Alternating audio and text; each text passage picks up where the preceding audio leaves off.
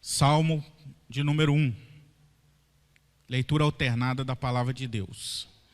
Bem-aventurado o homem que não anda no conselho dos ímpios, não se detém no caminho dos pecadores, nem se assenta na roda dos escarnecedores.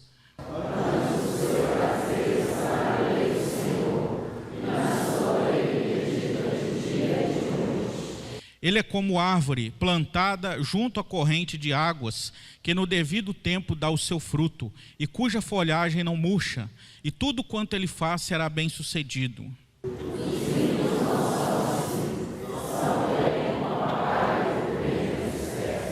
Por isso os perversos não prevalecerão no juízo, nem os pecadores na congregação dos justos.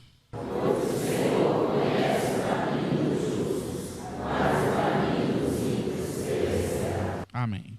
Pai amado, nós te agradecemos pela oportunidade que o Senhor nos dá de lermos a Tua palavra e de meditarmos na mesma. Que o Senhor nos ajude nesta noite, que o Senhor nos edifique, que o Senhor abra o nosso entendimento para compreendermos as Sagradas Escrituras, que o Senhor abençoe cada vida que está aqui, ó Pai, nesta noite, para que possa ser edificado, despertado e orientado pela palavra do Senhor. Também as crianças esteja abençoando suas vidas, para que elas possam ouvir a mensagem do Senhor e serem também edificadas. Que o Senhor nos ajude, que o Senhor nos abençoe. É a oração que fazemos, agradecidos, no nome santo de Jesus. Amém.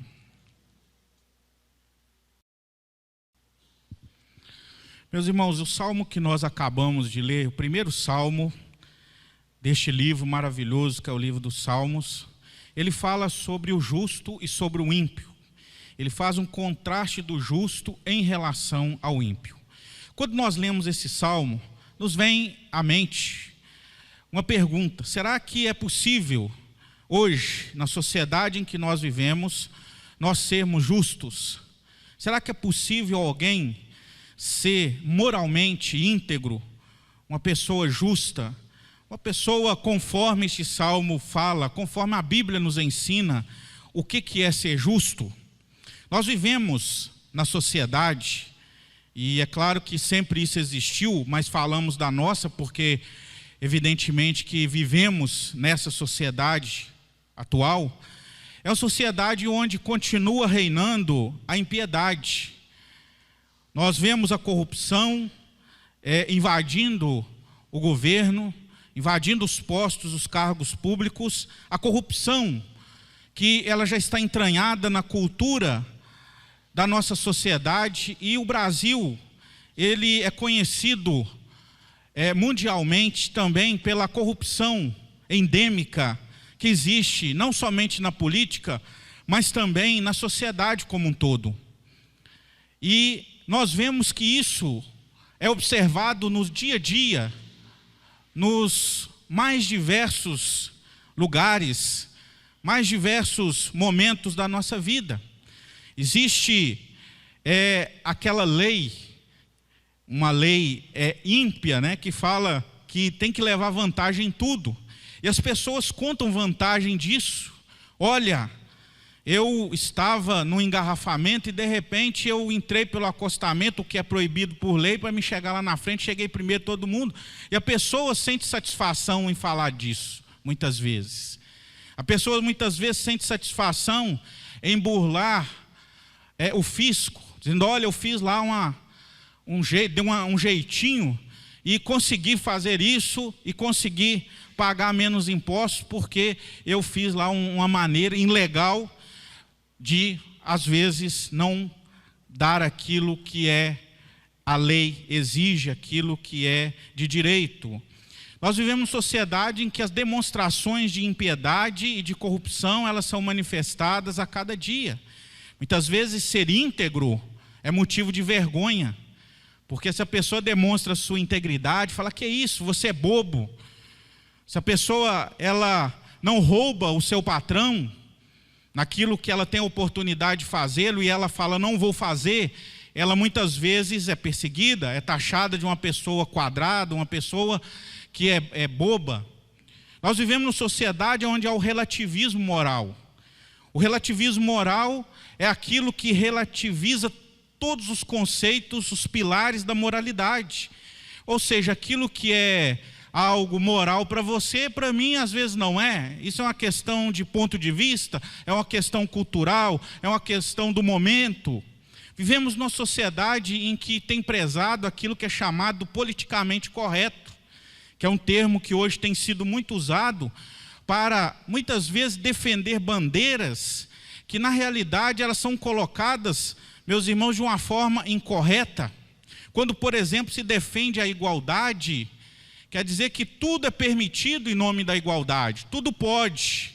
Ou seja, não pode haver uma certa discriminação no sentido de que aquilo que está errado tem que ser condenado. Não pode ser condenado, porque isso é politicamente incorreto, não é algo que não pode ser feito.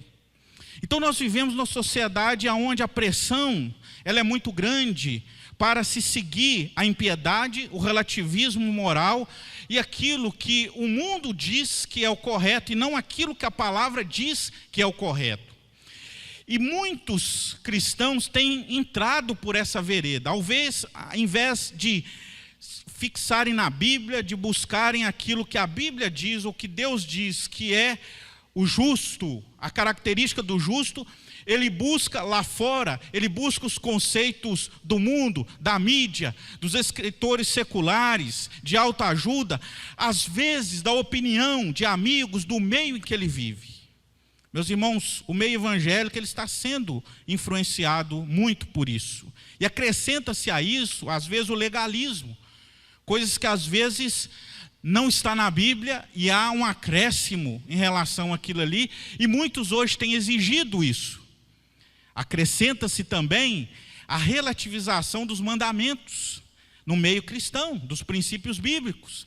As pessoas às vezes elas gastam tempo, despendem tempo estudando a Bíblia, às vezes fazendo perguntas aqui e ali, buscando informações, não para crescerem ou serem edificadas naquilo que é justo, mas muitas vezes para sancionar determinadas práticas que elas gostam e querem que a Bíblia esteja a favor da sua posição. Isso é o relativismo dos mandamentos. Nós temos vivido, meus irmãos, um despertamento muito positivo para com as doutrinas da graça de Deus. Mas isso tem sido preocupante, porque muita gente acha, não, é importante saber ali o que Calvino disse, o que a confissão de fé disse, o que o breve catecismo fala, eu leio teologia, eu assisto grandes teólogos e tudo, mas muitas vezes isso não vai transbordar para a vida comum da pessoa, a pessoa não demonstra justiça. Muito pelo contrário, às vezes ela usa isso para relativizar as suas práticas, para continuar fazendo aquilo que é errado, que são coisas que escandalizam, e aí simplesmente fala, não, mas fulano falou isso, Beltrano concorda com isso. Isso é relativização, às vezes de mandamentos, de princípios bíblicos. Então, meus irmãos, nós devemos entender que a palavra de Deus, ela apresenta o caráter do verdadeiro justo. Muitos acham que isso é impossível e aí se acomodam, olha, todo mundo erra, então eu não vou ficar tão preocupado com isso, que eu estou na média, eu sou até melhor do que um ou outro que está fazendo isso ou aquilo. Outros acham que são justos e que às vezes falam de si mesmos como se fossem pessoas perfeitas, mas não sabem o que de fato é ser justo conforme a palavra. Às vezes vivem uma vida apenas de um legalismo, de pode isso, não pode aquilo, e vão seguindo nessa toada, mas se esquece dos princípios que estão por trás disso. O porquê não pode, ou porquê pode, e se aquilo glorifica a Deus. Meus irmãos, Deus é um Deus de justiça, e Ele quer que nós sigamos o seu exemplo. E ser justo não quer dizer que você vai estar isento de erro, mas é temer a Deus e buscar com afinco, com disposição, com zelo, com diligência, a cada dia mais se aproximar da vontade de Deus e fazer o que é mais correto segundo a sua palavra. Na Bíblia nós vemos pelo menos 2 conceitos de justiça. A Bíblia diz que nós somos justos. no sentido de que nós recebemos a justiça de Cristo. Nós fomos justificados em Cristo. Cristo morreu por nós, Ele atendeu todas as demandas legais. Ele atendeu tudo aquilo que a lei exigia. E o que Ele fez com isso? Ele nos justifica agora. Aqueles que creem no seu nome são justificados e diante de Deus são considerados justos por causa de Cristo, por causa do mérito dele. Deus olha para mim e para você e Ele olha não a minha justiça, não a sua justiça, que é muito pequena, é mínima, mas Ele olha a justiça de Cristo ali na cruz do Calvário. Isso é ser justo. Mas a Bíblia diz também que nós devemos ser justos, no sentido de sermos obedientes à vontade revelada de Deus. É isso que Ele espera de nós, que nós possamos buscar. E meus irmãos, nós aprendemos o que é ser justo é com Deus, não com os conceitos deste mundo, não é com A ou com B, mas é com a palavra de Deus. O que é ser justo está aqui. À medida que nós buscamos a santificação, nós nos tornamos mais justos na presença de Deus. Deus trabalha em nós e nos santifica para que nós possamos ser justos diante dele. Este salmo que nós lemos faz parte do livro dos louvores e da oração do povo de Deus. São 150 salmos que são orações, são cânticos. Há diversos tipos de salmos que exaltam a glória de Deus, as suas obras, mas falam também do homem e daquilo que o homem precisa fazer diante de Deus. Meus irmãos, o Salmo 1, ele fala do justo, ou seja, aqui ele diz, bem-aventurado o homem, mas homem aqui quer dizer humanidade. Humanidade, ou seja, homem e mulher, é o ser humano. E esse salmo ele fala daquele que pode adorar a Deus verdadeiramente, aquele que pode exaltar o nome do Senhor, glorificá-lo. Ele é alguém que é justo, que foi justificado, alguém que foi separado por Deus para fazê-lo. A palavra justo, ela aparece pelo menos 33 vezes só no livro dos Salmos. E em contraste com o ímpio, que aparece 23 vezes. É um contraste. Você vai sempre ver, ler e estudar nas Escrituras esse confronto, essa discriminação, vamos dizer assim, entre aquele que é justo e aquele que é ímpio. A palavra de Deus, meus irmãos, ela não tem uma moralidade relativizada. Não é o depende, não depende, você é justo ou você é ímpio, depende da situação, depende do lugar, não, ou você é justo ou você é ímpio. O livro dos Salmos, a palavra de Deus não apresenta uma terceira classe, apresenta duas, o justo ou o ímpio, o justo ou o injusto.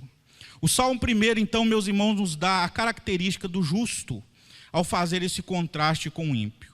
E ela nos ensina, em primeiro lugar, que o justo é aquele que busca a verdadeira felicidade. A verdadeira felicidade. O justo é aquele que busca a verdadeira felicidade. O texto começa bem-aventurado. Bem-aventurado quer dizer alguém que é feliz. Alguém que encontrou a plena satisfação. O homem vive atrás disso. Desde que Adão e Eva foram criados. A luta do homem para a felicidade, ela é diária, ela é cotidiana. As pessoas às vezes se esforçam, trabalham, se casam, buscam relacionamentos para serem felizes. Às vezes buscam até em coisas impróprias, usam drogas, são viciadas em alguma coisa. Elas querem a satisfação, a felicidade. Essa é a busca do ser humano. Mas o que a palavra de Deus nos diz claramente é que não há felicidade sem Deus. E que existe um padrão correto, único de felicidade. E aqui o texto fala bem-aventurado, ou seja, feliz. Feliz é o justo. Feliz é aquele que busca fazer a vontade de Deus. A verdadeira felicidade, meus irmãos, ela vem pelo fato de nós buscarmos fazer a vontade de Deus. Você não vai encontrar felicidade plena, satisfação duradoura, se você não buscar isso na sua vida. Você vai encontrar um outro tipo de felicidade que vai acabar, que vai terminar. as pessoas morrem, os filhos se vão, um dia as pessoas, elas não estarão mais com seu cônjuge. Tudo isso é passageiro, tudo isso passa. O dinheiro, ele serve aqui neste mundo, nessa existência, mas ele não vai servir para sempre. Ele não compra coisas que são mais preciosas, ele não tem esse poder. Tudo isso passa. E às vezes experimentamos essas felicidades, né, momentâneas, passam e aquilo fica para trás. Mas a verdadeira felicidade é fazer a vontade de Deus. O Salmo 4, versículo 7 diz assim: mais alegria me puseste no coração do que a alegria deles, quando lhes há fartura de cereal e de vinho. Quem colocou essa alegria no coração? Foi Deus. Então não há felicidade, verdadeira felicidade, uma felicidade genuína, a não ser que nós venhamos a fazer, a realizar a vontade de Deus. E a principal vontade de Deus para mim e para você é que nós creiamos no seu único Filho, Jesus Cristo, que nós caminhemos com Cristo, que nós vivamos com o Senhor. Então o justo é aquele que busca a verdadeira felicidade, mas busca de forma correta, busca em Deus. Mas também o Salmo nos ensina outra coisa. O justo é aquele que não se deixa influenciar pelo mundo. É aquele que não se deixa influenciar pelo mundo ou pela impiedade. Versículo 1.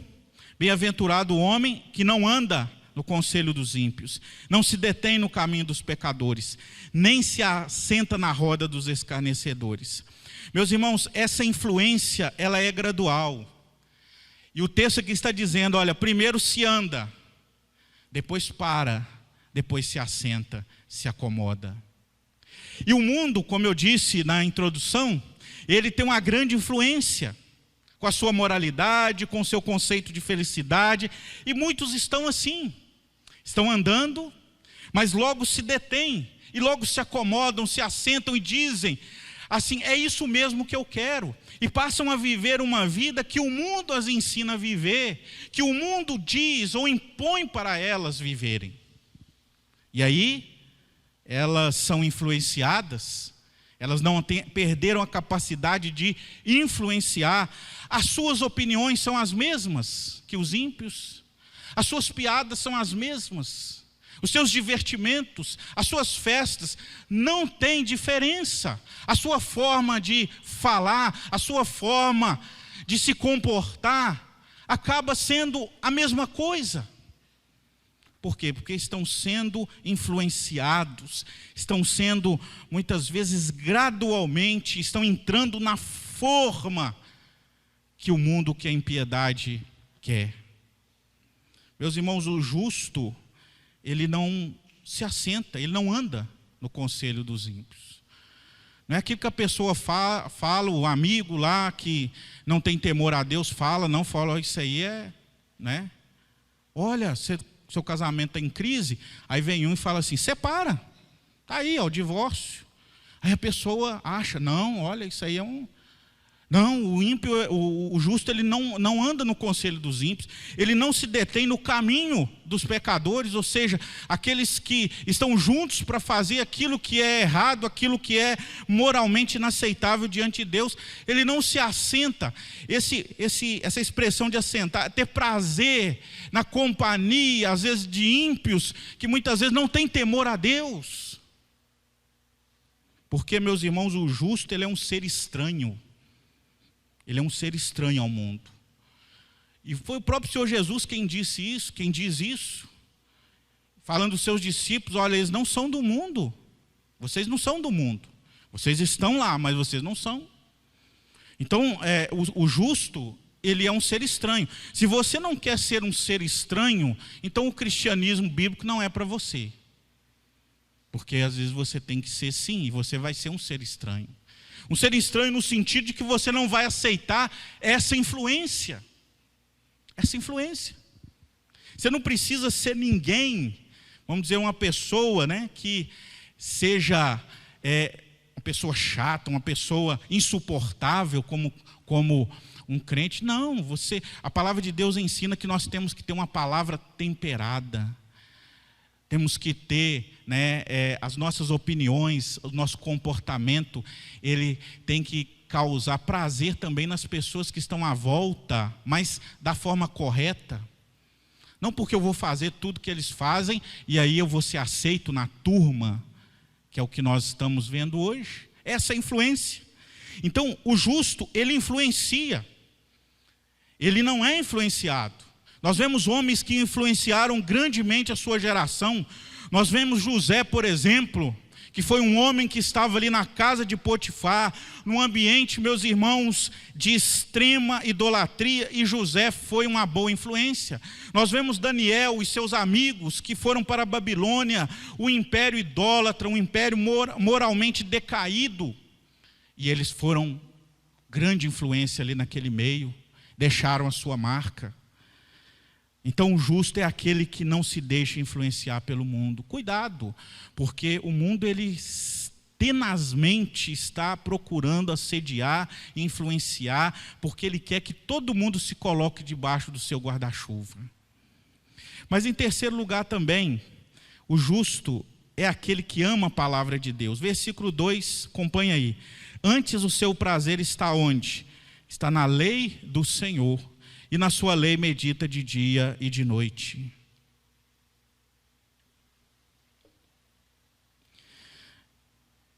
O justo, o conselho dele não está no ímpio. O caminho dele não está na impiedade. Não está na influência deste mundo. O conselho do justo, o caminho do justo está na palavra de Deus. E o justo, ele não só conhece a palavra de Deus, ele não só estuda a palavra de Deus, ele tem prazer na palavra de Deus.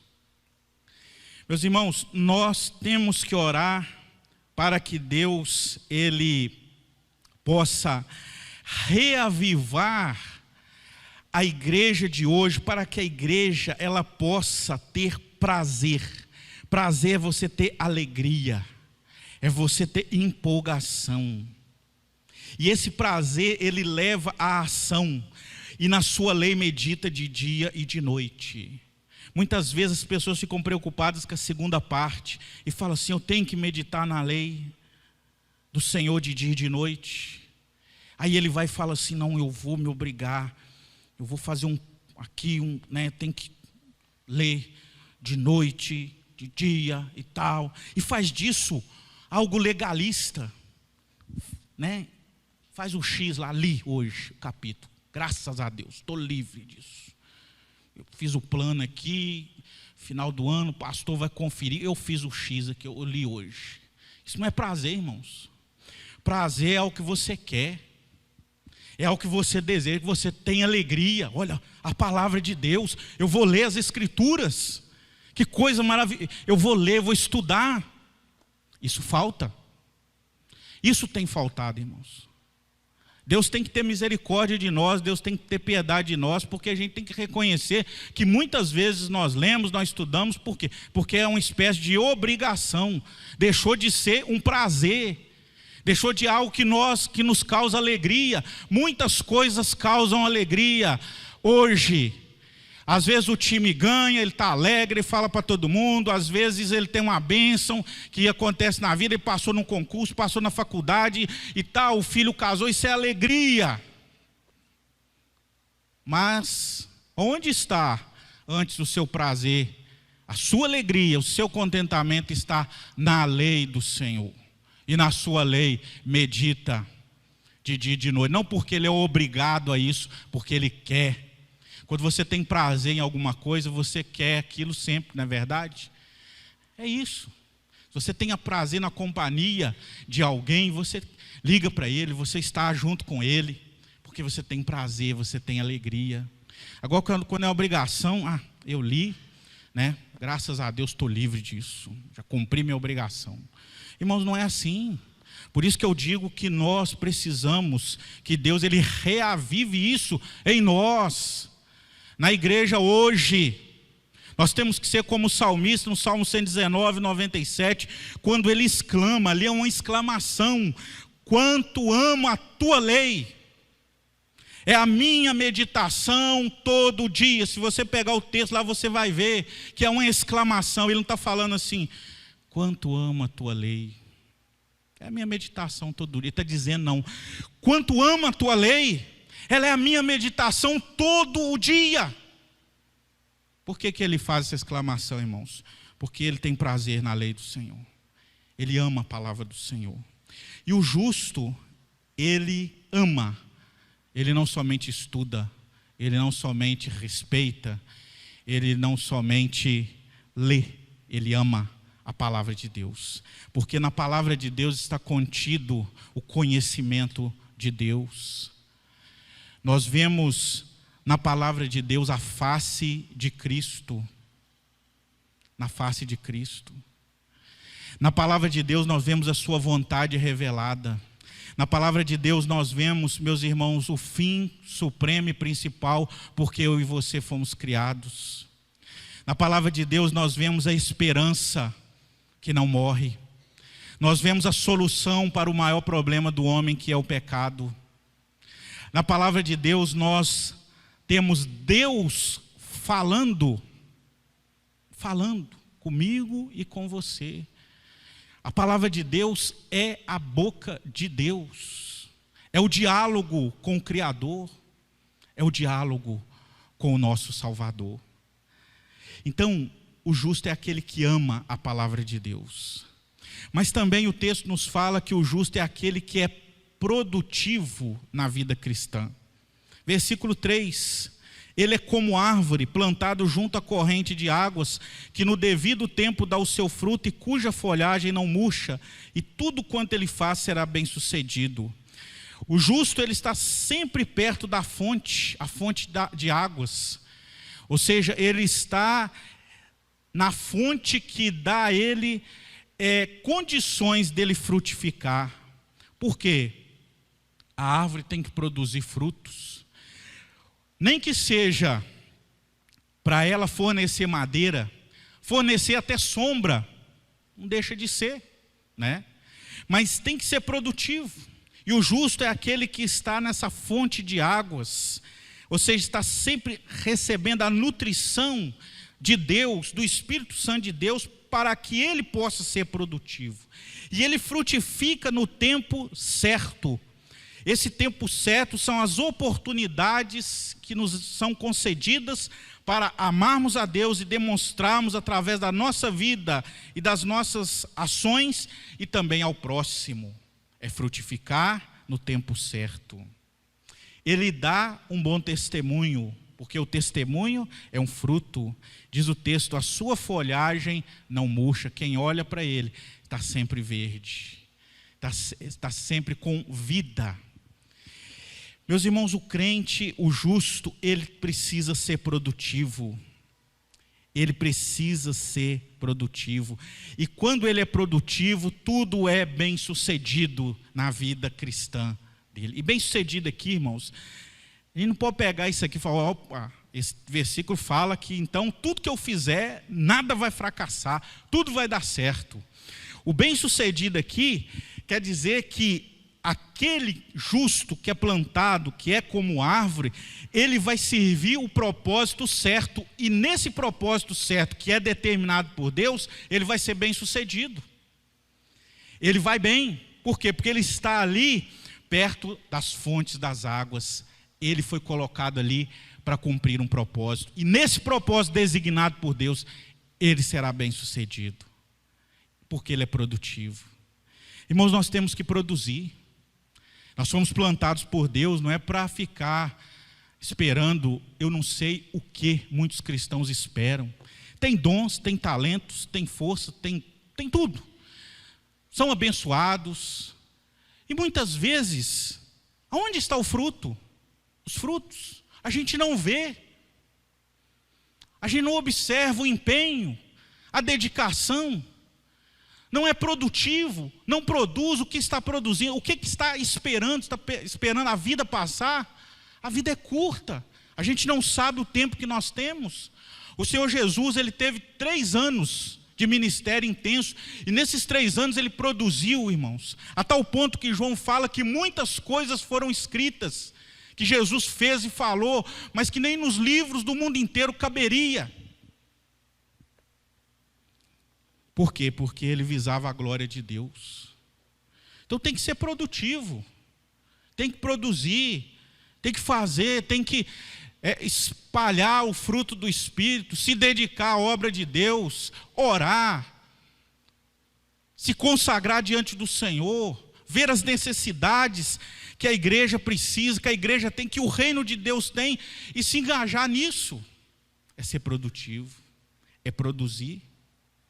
Então o justo, ele é produtivo.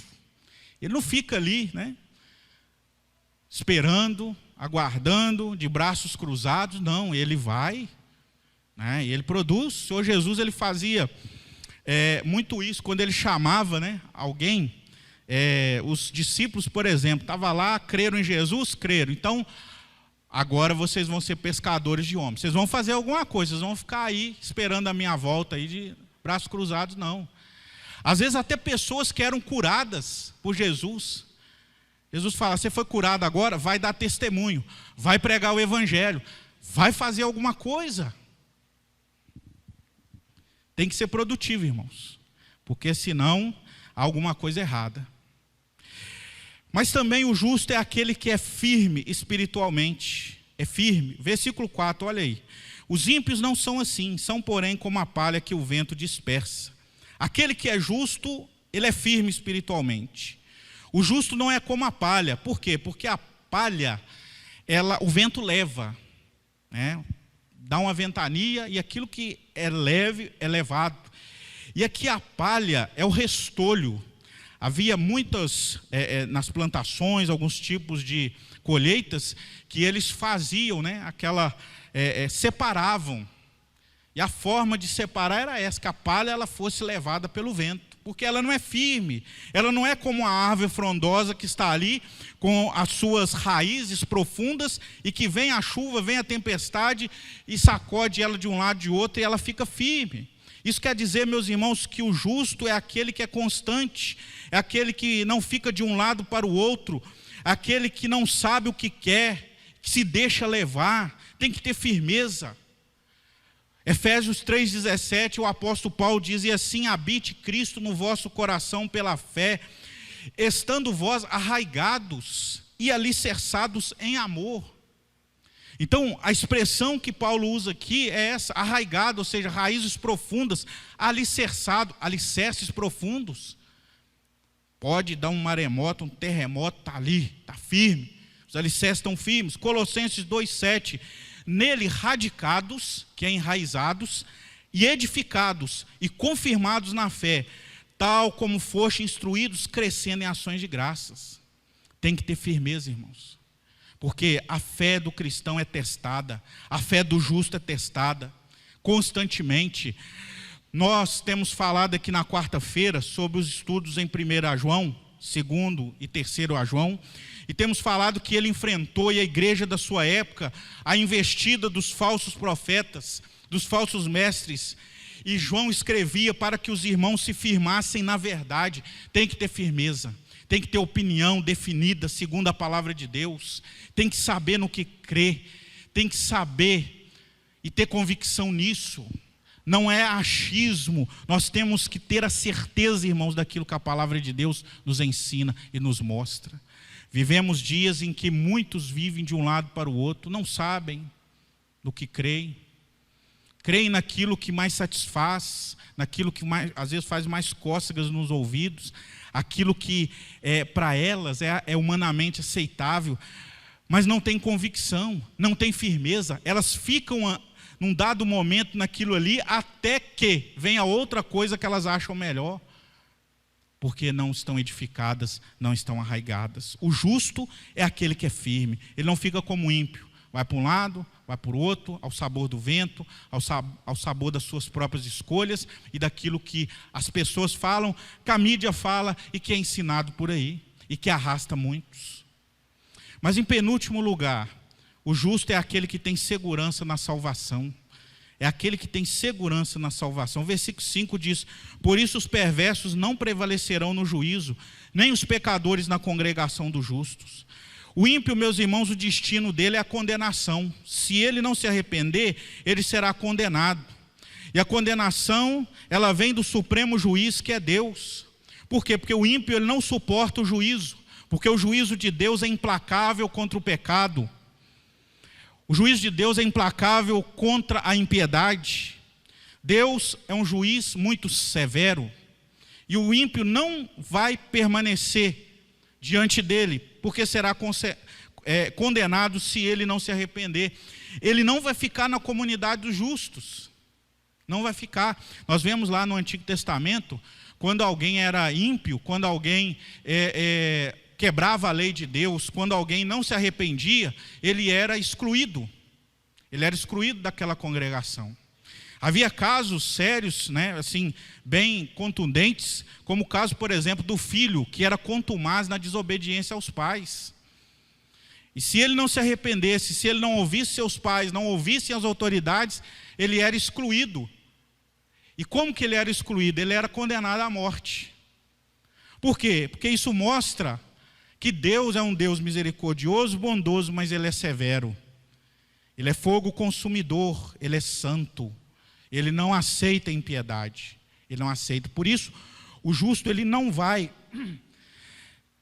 permanecer na congregação dos justos. E aqui aponta também, irmãos, para o novo céu e a nova terra. Não haverá impiedade, não haverá o mal. O injusto não vai prevalecer, porque esse lugar não é para ele, não foi feito para ele. Esse lugar é para aqueles que foram salvos em Cristo e foram justificados por Deus. Ali ele não vai prevalecer, ali ele não vai ficar. Quem nos faz justos, como nós dissemos, é Deus. Romanos 3:24, sendo justificados gratuitamente por sua graça, mediante a redenção que há em Cristo Jesus. Por isso nós não precisamos temer o juízo. Romanos 5:1 fala: justificados, pois, mediante a fé, temos paz com Deus por meio de nosso Senhor Jesus Cristo. E Romanos 5:9 completa: logo, muito mais agora, sendo justificados pelo seu sangue, seremos por ele salvos da ira. Essa justiça que nós temos que ter, que buscamos em Deus, ela é o reflexo da justificação que o Senhor Jesus nos concede. Pelo fato de nós aceitarmos, de nós entendermos essa justificação de Cristo em nós e recebemos pela fé, é que nós temos em nós a motivação de buscarmos ser justos a cada dia mais na presença do Senhor. E esses têm a segurança da salvação. Eles podem ter certeza que eles não serão como os ímpios, que não prevalecerão no juízo, nem os pecadores que não se arrependeram, que não prevalecerão na congregação dos justos. Então, meus irmãos, o justo é aquele que tem segurança na salvação. Não em si mesmo. A segurança da sua salvação não está em você. Não adianta você dizer: eu estou fazendo por onde, Eu estou quase lá, eu, assim, tenho equilibrado as coisas, eu tenho feito mais coisas boas do que ruins. Então a balança está pesando positivamente. Meus irmãos, isso não dá segurança, não. Isso não dá segurança. A nossa segurança da salvação está em Deus, na graça de Deus, no poder do Espírito Santo, na mediação de Cristo. Ali que está, porque se depender de mim para ter segurança da minha salvação, eu estou perdido. Eu vou viver um eterno, hoje estou salvo, não, hoje acordei perdido, de noite eu voltei a ser salvo novamente, Mas hoje pela manhã, não, perdi a salvação agora, perdi, Aí, meus irmãos, isso não é segurança. Segurança, ela é do justo, sim, mas não baseado nas obras dele, mas em Cristo, aquilo que Cristo fez. E por último, o justo é aquele que tem comunhão com Deus.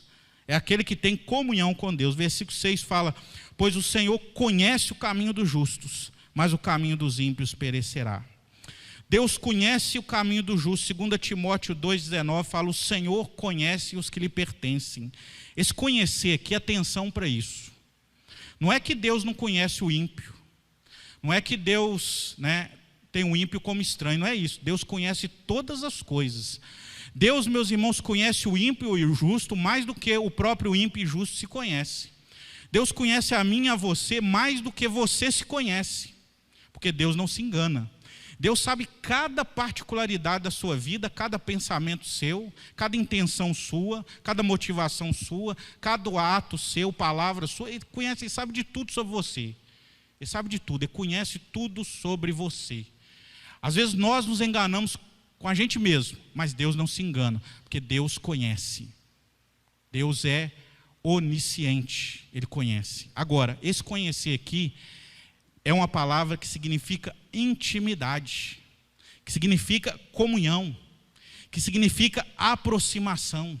Deus conhece o justo, o caminho do justo, porque Deus tem essa comunhão com os justos e o justo tem comunhão com Ele. E o ímpio não, o caminho do ímpio vai perecer, porque o ímpio não tem de Deus esse conhecimento, ou seja, a comunhão com Deus, a aproximação com Deus. Meus irmãos, é outra coisa muito séria na nossa vida. Não basta dizer que nós cremos em Deus, não basta nós virmos à casa de Deus, de nós fazermos determinadas coisas que glorificam a Deus, de entregarmos o nosso dízimo, isso ou aquilo outro. Nós temos que ter comunhão com Deus. Nós temos que ter essa intimidade com Deus, através da oração, através de ouvir a Deus através da sua palavra, através de uma vida piedosa, através, meus irmãos, desse conhecimento que nós temos de Deus. Se Deus nos conhece, nós temos que conhecer a Deus. Mas não é conhecer a Deus de forma que aquilo que nós conhecemos de Deus possa refletir na nossa vida. Deus é um Deus pessoal. Quando Ele criou Adão e Eva, Ele criou Adão e Eva para terem comunhão com Ele. E Ele caminhava ali com Adão e Eva e conversava com eles. Havia ali uma intimidade entre eles. Deus criou o homem para isso, para glorificar o seu nome e para que o homem pudesse se alegrar nele. E alegria quer dizer comunhão. Então não basta a gente ter aquela obrigação, olha, eu tenho que ir à igreja, eu tenho que fazer determinadas coisas, mas nós temos que nos alegrar e ter comunhão com Deus, intimidade com Ele. Intimidade não quer dizer desrespeito, não quer dizer tratar Deus de toda maneira, que tem muita gente que confunde intimidade, achando que Deus é um semelhante a nós, que eu posso colocar a minha mão nos ombros dele e tal. Não é isso, irmãos. A intimidade, ela não tira o temor a Deus, muito pelo contrário. Quando nós nos aproximamos de Deus, nós vemos quão pequeno nós somos e quão grande é o nosso Deus. E isso não é distanciamento, porque ali nós vemos um Deus que é tão grande, que é tão santo, mas que Ele me acolhe, Ele me recebe, Ele me aceita, Ele dá uma oportunidade para mim. Ele aceita a minha oração. Ele aceita quando eu balbucio essas palavras, que para mim podem ser bonitas, mas diante da majestade, da grandeza de Deus, não são nada. Ele ouve.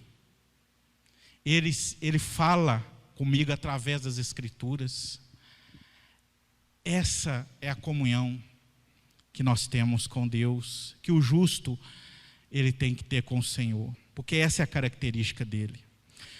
Concluindo, meus irmãos, no mundo onde reina o relativismo moral, reina uma chamada justiça humana, aquilo que é politicamente correto, reina a impiedade, onde as pessoas às vezes elas têm uma ética de ocasião, uma ética que traz proveito para elas, mas não glorifica a Deus.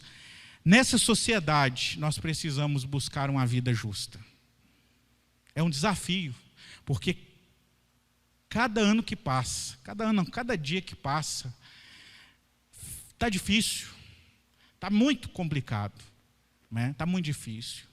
Nós vivemos numa sociedade que despreza a Deus, uma sociedade que zomba de Deus, uma sociedade que até mesmo a influência dos princípios cristãos de uma sociedade cristã ocidental já estão sendo dizimadas completamente. Nós precisamos insistir em buscar uma vida justa. A justiça do Deus que nos salvou tem que refletir na vida daqueles que foram salvos. E ao fazer isso, ao buscar essa justiça, o cristão não vai perder nada verdadeiramente. Você pode até angariar o desprezo de muitos, talvez a antipatia de outros, algumas amizades você não vai conseguir manter, porque o seu caminho vai ser outro. Com certeza isso pode e vai acontecer. Agora, uma coisa importante, ao buscar esse caminho de justiça, você ganha a aprovação de Deus. Deus olha para você e se alegra. Deus olha para você e te aprova. Deus olha para você e Ele, com certeza, aceita o pouco que você faz, mas com justiça. Porque você quer espelhar esse Deus que é justo. E essa busca pela justiça, ela glorifica o santo nome de Deus. Ela exalta o nome do Senhor. Por que eu devo ser justo, pastor? Por que eu tenho que insistir nisso? Porque isso glorifica o nome do Senhor. E você foi salvo para isso, você foi justificado para isso. Você foi justificado para refletir a justiça de Deus na sua vida, esse Deus justo. E também, através dessa busca e dessa insistência numa vida de justiça, de ser justo, você também vai testemunhar perante o mundo, perante esse mundo, essa sociedade injusta e ímpia que nós vivemos. E vamos cumprir aquilo que Jesus fala lá em Mateus 5, no versículo 16, que é o nosso tema deste ano. Assim brilhe também a vossa luz diante dos homens, para que vejam as vossas boas obras e glorifiquem a vosso Pai que estás nos céus. Meus irmãos, que a nossa oração seja: Senhor, me faça cada dia mais justo na Tua presença. Senhor, me dê sabedoria. Senhor, me dê graça, me dê poder, me dê coragem, me dê ousadia para me manter firme diante dessa sociedade que já há tempos abandonou aquilo que é a verdadeira justiça, aquilo que de fato é ser justo. Que Deus possa nos ajudar, irmãos. Que o Espírito Santo do Senhor tenha misericórdia de nós e nos abençoe. Amém? Vamos orar. Pai amado, nós te adoramos, porque o Senhor nos justificou. Os méritos de Cristo Jesus nos fez justos, porque nós não somos justos em nós mesmos. E, ó Pai, essa justiça que nos foi dada, ela deve nos levar a buscar uma vida íntegra, uma vida, ó Pai, que espelha o caráter de Cristo Jesus. Ó Pai, nos ajude, porque os dias são maus. A cada momento que passa, nós somos cercados pela impiedade, pelas influências malignas deste mundo. Os nossos filhos, ó Deus, nossa família é atacada constantemente por essa impiedade, pela enxurrada de podridão, de coisas perversas que vêm para denegrir o Teu nome, ó Deus, para ofender a Tua santidade. Tem misericórdia de nós, que nós possamos amar a Tua palavra, Senhor. Nós possamos desejar, ó Deus, cada dia mais, sermos justos. Ó Espírito Santo de Deus, venha nos incomodar, venha colocar isso no nosso coração, venha fixar isso bem claro na nossa mente. Nós possamos amar e desejar isso. E dai-nos ousadia, dai-nos coragem, ó Deus, para manter a nossa posição. Ó Pai, nos abençoe. Abençoe cada um que está aqui nesta noite. É a oração que fazemos em nome de Jesus. Amém.